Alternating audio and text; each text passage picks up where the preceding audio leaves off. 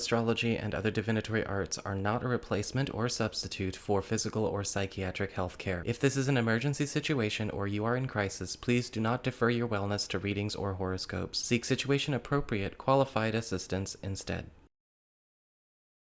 Hey there, Aquarius, Sun, Moon, and Rising. It's time to have a look and see what is going on when it comes to your monthly astrological forecast for November 2022.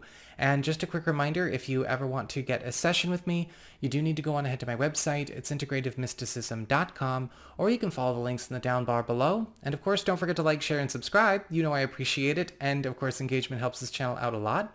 And special announcement for those of you who are tarot fans, I have decided to make weekly tarot forecasts for each sign available for free for everyone right here on YouTube.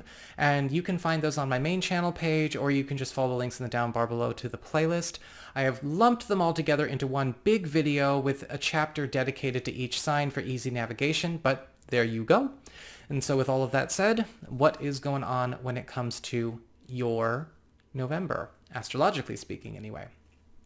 Well, November is carrying on the theme of celestial bodies combining their powers and creating exponential blessings for everyone. And through the 17th of the month, we have the Sun, Venus, and Mercury all together in Scorpio, your 10th house of career, upward mobility, raises, promotions, status, and your station. And with Mercury here, this is where we are seeing the fastest developments, news, the most productivity, and gains. So with Mercury in the 10th house, this is a time where we are speeding up the growth of your good name, the propagation of your name, as well as the rate with which you are accumulating wealth, your business is accumulating wealth, and how fast you are climbing when it comes to maybe the hierarchy in your business or in your field or in your market or in your workforce. And with Venus here, you're also gaining a great deal of popularity, right? Because Venus is all about love, favor, popularity, and affection. However, in the context of the 10th house, this is a time where a lot of you Aquarian people are starting to notice a shift in the amount of money that you are able to take home and keep each week or each month, because Venus is all about incentivizing raises. It's all about gifts. It's all about generosity and people taking chances on you. Again, favor. And this is also a time where, because the Sun is also in this part of your chart, that extra attention, enhancement, support, and growth is giving you more value back for the work that you're contributing to your office or to your business or to your market or your field anyway. And so you may be finding that there could be some changes going on in your local or online economy where what you are bringing to the table is already just given more value anyway, and it may be time to give yourself a raise or negotiate one for yourself. It might be handed to you without even asking, though I recommend being assertive.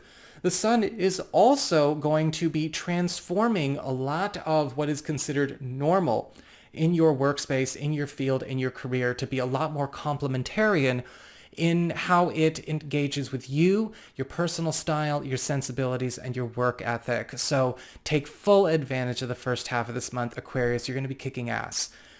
After the 17th, Mercury and Venus then move on into Sagittarius for the duration of the month and going on into early December.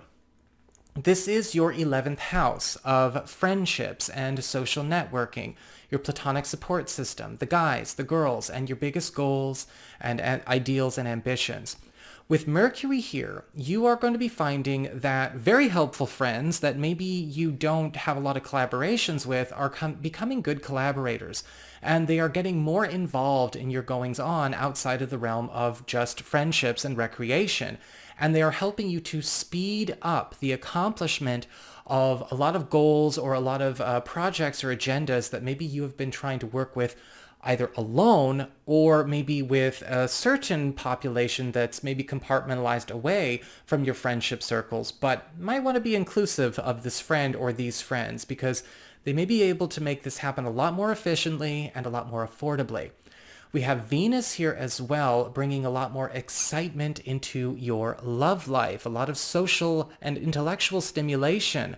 A lot of you coupled Aquarian people may be finding that you and a partner are kind of jet setting this second half of the month. You're getting a chance to engage with a lot more people, build a stronger support system for the relationship, for the marriage, as well as also bring in more spice of life because we're having so much more engagement and so many more cool events to, take part in, more people in circulation, more couple friends, and all of the sudden things are becoming so much more alive, so much more creative. Venus is also going to be hooking up a lot of you who may be single or available to new people with new love opportunities that you may be meeting through your friendship circles. Whether this is maybe somebody getting connected to you because you share a lot of friends in common, or it could be somebody from a friendship group you are a part of, or maybe a community that you belong to. After the 22nd, the sun has moved on into this 11th house of friendships and social networking as well. And when we have the sun bringing attention, enhancement, support, and growth, you are also going to find that the second half of this month is all about strengthening the bonds that you have with your friends. And in particular, with the 11th house, of course, we are talking about the guys, the girls, your fellows. The time where you want to be able to build that true sense of village, that true sense of tribe. With the sun here, we're also healing a lot of friendships that may have become distanced or damaged in some way. Maybe not necessarily like a falling out, but maybe just, something happened, once upon a time where we just have not been able to spend the time together to put the work in. And the sun in the 11th house is going to make this a very sweet second half of the month going on into the holidays for you. As we go on to Mars, however, Mars is retrograde all month long in Gemini. Technically, Mars is actually retrograde all the way up until mid-January 2023. I did a big old video about Mars retrograde. If you're interested in looking that up, I'll leave a link in the down bar below. You can go to my main channel page. But here Mars is. Now, this is your 5th house of love, romance, creativity, recreation, and your relationships with your kids. Mars retrograde, in a nutshell, is all about dismantling old structures and systems that don't work, breaking apart wasteful and destructive plans, projects, and connections, taking pieces off the board, and diminishing activities that are not serving. When Mars is retrograde in the 5th house, this is a time where a lot of relationships and a lot of projects here are getting reworked. They're going under construction. And you may be finding that in your 5th house, Mars retrograde is not necessarily a bad place to have it. If you have been noticing it being very difficult to connect or communicate with your kids, for instance, Mars retrograde's focus on diminishing activity is, lowering the stakes when it comes to tense conversations, sensitive subject matters, or difficult icebreakers. You're also going to be noticing that problematic people are being taken out of the picture when it comes to both your relationships to your kids, your love life, and your creative pursuits.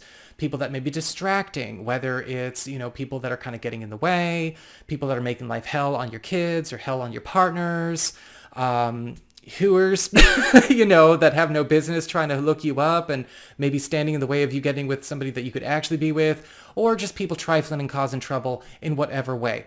Mars retrograde is getting rid of all of that. However, they might not like being gotten rid of, and there could be some dramas every once in a while. Whatever. Play defense in the Mars retrograde way, and you will be okay. We've got a full moon lunar eclipse in Taurus, which is taking place on November 8th.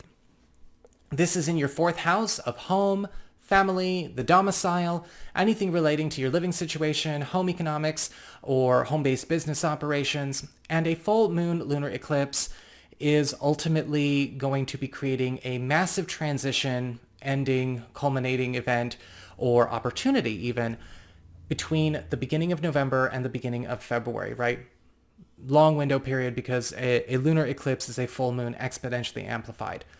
A lot of you Aquarian people are going to be finding that this eclipse in the 4th house is giving you an opportunity to make some serious moves as it relates to how things are run within the household. Of course, a lot of you may be getting on the move or be making some kind of property or real estate transaction or transition during this time. This is great news for those of you who have been trying to pull something like this off for a while, or something may catch your eye, and this is very supportive for that. This is also a time where a lot of old family money business, old family business, old household business is going to be pushed to be closed, because the full moon lunar eclipse is also about ending a chapter or a legacy, or removing a lot of old stories from our family life so that we can have a healthier family tree. This is going to be, of course, very, very good for you. But like I said with Mars retrograde, it may not necessarily be something that a lot of other family members are comfortable with, even though it is necessary. Push through. We've got a new moon in Sagittarius taking place on November 23rd, which is all about seed planting, new beginnings, and initiations, creating new long-term commitments. Now, this is still that 11th house of friendships and social networking. And from the 23rd of the month going on up into the beginning of December, a lot of you are building new community around yourself, or this could be the beginning of a beautiful new friendship, whether this is with somebody brand new in your life, or maybe a new story or a new journey you are going on with a very important friend that is already around, but maybe needs to shuffle a little bit when it comes to where they sit at your round table. These kinds of new moons are very powerful in the 11th house because it also puts you in line to achieve and live a dream that you share with this friend. And so it's a big quest that is getting a chance to get underway. Finally, we also have Jupiter turning direct in Pisces on the 23rd as well. This is your second house of earned income, employment, your values, and your valuables. And Jupiter has been retrograde in this part of your chart, or has been retrograde, period. He's been all over the map, but Jupiter has been retrograde at least for a good few months. Making up for lost time by turning direct, between now and the end of the year, you're going to be noticing a massive influx of wealth and new resources, which is going to kind of change the life direction of your work and income sector going forward and on into 2023. So have fun with that. That's what I've got for you, Aquarius. I hope you enjoyed it. If you did, don't forget to like, share, and subscribe. You know I appreciate it. And should you ever wish to get a session with me, you can go on ahead to my website. It's integrativemysticism.com.